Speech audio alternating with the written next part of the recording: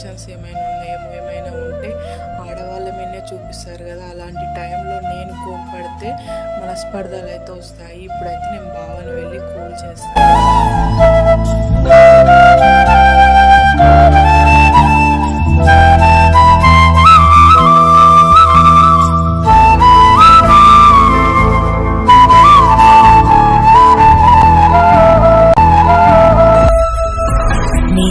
చూడకుండా నీ నీడ తాకకుండా రుజుల నవ్వగలనా, నీ పేరు పలకకుండా కాసేపు